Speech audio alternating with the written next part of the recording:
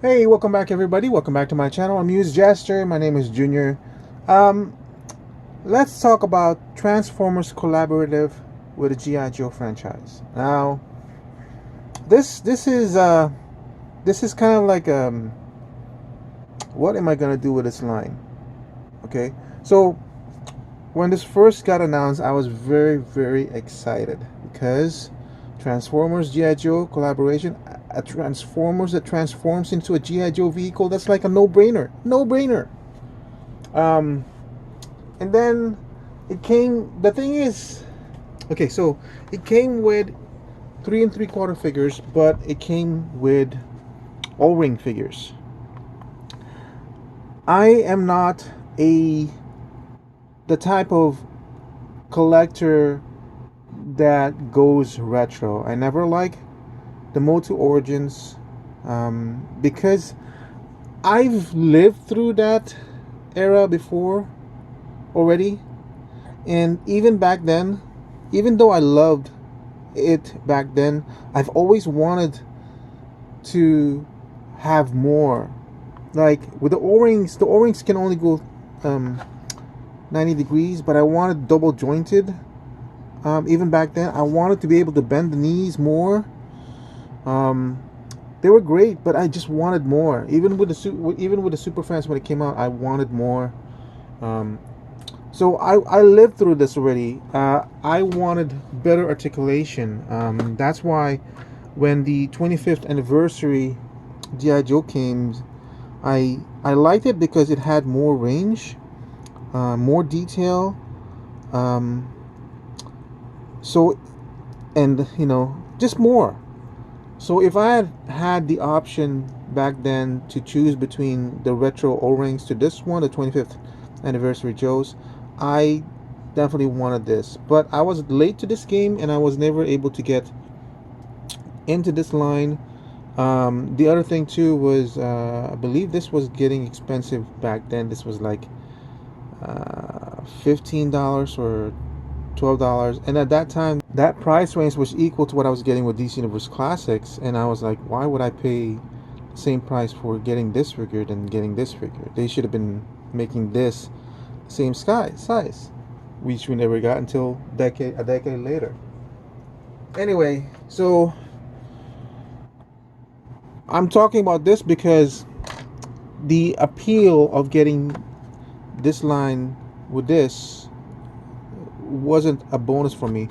I wish that they had done the 25th anniversary figure, but that's me. Other people are actually loving that resurgence of the O-rings for that one. So that was kind of, in my point of view, falls into the negative side of things. Um, the other thing was when they announced the Megatron his tank. I mean, and we saw the renders of it. This is what we saw. Um, and then we saw the backpack, and the backpack was, I have to admit, was kind of horrible in a way. But it's kind of interesting that as he's transformed as Megatron, you can have a figure in there to really interact with the figure, with the Transformer. And then I looked at the reviews, and the reviews were kind of horrible because it had these horrible empty spaces, and like this one, and I just didn't get into it. It was like $100.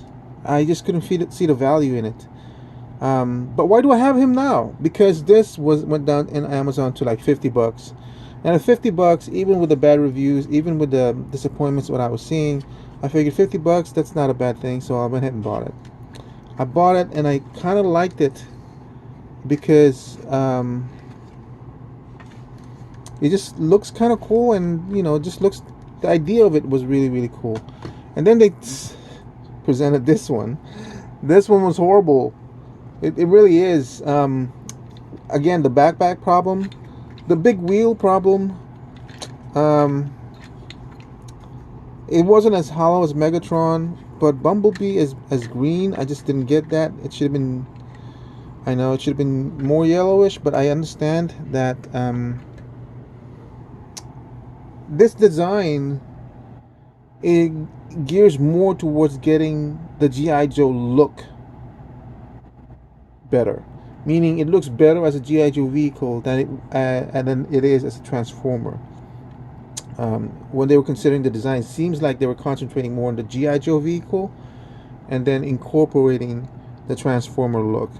So if you understand that, if you accept that, then this kind of makes sense. I believe you can remove the backpack on this one, the same as the one on the Megatron, so you can have a more better looking bot. Um, like, and I thought about maybe this, if this had been removable, it would have looked better. But in the end, I just went ahead and accepted it. I bought this not at full price. I believe I got it at $70. So, let's go into Soundwave now. I know I'm going through this really quickly. This is not a review. This is more like a review of the whole line. So Soundwave, I wanted Soundwave because he looked good. The vehicle he transforms into looks really good. It comes with two figures. Again, the O-rings. As you've noticed, all my figures, they're still in packaging. And you notice I don't really take care of them. And this is bent because I'm not even wondering. I don't even know what I'm gonna do with these figures, to be honest. They're just gonna stay in there and in storage. Anyway, back to this one. This one really looked cool. I was looking at the reviews. It definitely doesn't seem as hollow as Megatron. So the hollowness, there are some still, but it looks good. It looks good as Soundwave. It looks good as the vehicle. So the progression, the development of their design seems to be now they're taking care of both sides a little bit better. And I was like, I still was waiting for this one to go down in price. But it's just, I've seen it on eBay without the figures for like $60, and I was like, maybe I'll do that because I really don't want the figures anyway. So I was still waiting for the price on this one. You know what? Maybe buy this one at full price, or $80 is what I got it for. I think the original price is $89 or $99. You know what? Maybe buy it. The announcement of Jetfire as a Titan class figure, because now, before I thought this is nice as an idea, but I don't know how long they're gonna go into the line. And then when this one came up, I'm like, man, that's really ugly. It's really bulky. But this one really made me tempted to buy this one almost at full price. But I was waiting for a better price for it, because as you can see, even though it still has the tires, it kind of fits towards the design a little bit. It's not as ugly as this one. This one really looks good in both vehicles and all that stuff. I believe that if it had gone down to 70, I would have snatched it up, because the figures don't really make sense to me. So I wanted the vehicles for like $70, and I was gonna man them with these, even though I don't have a complete, even though I don't have a lot of these. I do have some of them. But anyway, with the announcement of Jetfire as a potential Titan class, Jetfire, if they're gonna make Jetfire into the Sky Striker, man, see, the thing is, so as a tangent, as an offshoot to this discussion, again we go back to the world building aspect. Remember, I was always looking for that one IP that could give me characters on all IPs: DC, Marvel, GI Joe, Star Wars. So just as I was just starting the GI Joe Classified, maybe they were into like a few months into it way back then, I was really debating if I'm gonna go into the 6-inch GI Joe or try to go into the 25th line GI Joe. By the time the GI Joe Classifieds was announced, I already had hundreds of Marvel Legends. But the problem is the 25th line at that point was defunct. It was done. So I would have to be going back, getting these figures at a higher price. And with the idea that they won't be expanding anymore. So I was debating whether I was gonna go to this one because they do have. They were at that time. At that time, they were still producing the smaller vehicles for this, and it just so happens I do have the old Marvel universe at this scale, and this basically is scaled with this. No, maybe not. A little bit lower. Let's see. Here's a guy figure. Yeah. See? I'm just getting messed up with these legs. So it's not bad. So I had these, and then I was looking at, was it Haya Toys that produced these? Now these are expensive. These were like 20. They're more articulated, but they kind of scaled. So that expanded my universe. And then this same company, Haya Toys, produces other stuff like the Predators and the Aliens. And this makes sense because I imagine the Predators would be taller than human size anyway. And then they also expanded on this with RoboCop. So that's cool. So now I have Marvel, G.I. Joe, DC, and Monsters and stuff in the same line. But these Haya Toys are expensive in my taste. These two lines are both defunct. So I would have to be going into aftermarket, and they're probably expensive to finish that off. But then now with the addition of these guys, so now you have vehicles for 3 3/4, and I'm like, well, crap. That's almost like a scenario I never imagined would be possible. To not only have Transformers to scale with Marvel Legends, to scale with G.I. Joe, to scale with DC, but I have a few of these in this line. It's not a complete. I have some DC, I have some Marvel Legends, I have a lot of Iron Man of this size, I have some G.I. Joe 25th line. Enough. And obviously, I don't, you know what? I don't even have any Star Wars at this scale. But isn't this the vintage scale for Star Wars? I should get some and see. But yeah, so that's where I'm at with Transformers Collaborative, because it seems like they're still going on, and it's not like they have a lot of them. It's only coming in like once a year or something. So now I wasn't gonna get the Sergeant Slaughter T something triple T. But now I went ahead and pre-ordered at full price.